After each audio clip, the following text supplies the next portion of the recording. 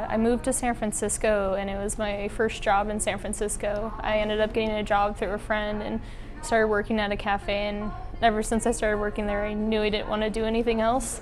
Most of us are artists, but it's not a category to be hired here. It just so happens like there's a photographer, there's a lot of people that paint by hand, draw by hand, and it kind of helps if you love doing what you do. We sell a lot of the latte and an Azteca mocha, which our Azteca mocha is basically chocolate, cinnamon, nutmeg, and cocoa sugar. We do cold brew, we do pour overs here.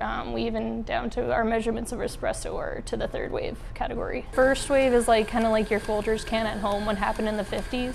And then second wave is kind of like just mostly just like throwing espresso in a cup, steaming it up, lots of sugars, just kind of making coffee. And then third wave is where your scientific approach goes in, where actual measurements matter. You're making different kinds of coffee and like pour overs and cold brew and just different stuff like that. You get a lot of people who are students who like to study, but that's kind of what I like about this location. Is the one at university is a lot of hustle and bustle, and it's get everybody in, get everybody out, get their coffee. But here you can actually sit down and have a conversation with the customer if you want, which that's a part of coffee too. It's just kind of connecting with people. We do latte art. There's different designs called rosettas, tulips, hearts. So she showed me how to actually start to draw hearts and tulips and everything like that, along with mochas and everything like that. Everything else is really good, but it's just honestly just fun to draw on it.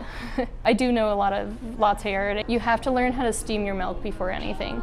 If you can't get velvety micro foam, you're not going to be able to draw inside your latte. And it's a lot of training, and it's one of those things, if you go in it blindly, you're not going to know what to do. But if you have a good mentor, a good trainer, they can just show you, correct your hands, and just kind of walk you through it. That way you can learn from your mistakes. That's to our signature name too, that people even come in and just come by our espresso, which is the espresso luce. That's where cafe luce comes from. It means light coffee.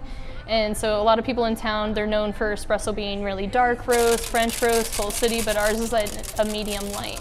So it gives it a smoother flavor and a brighter taste.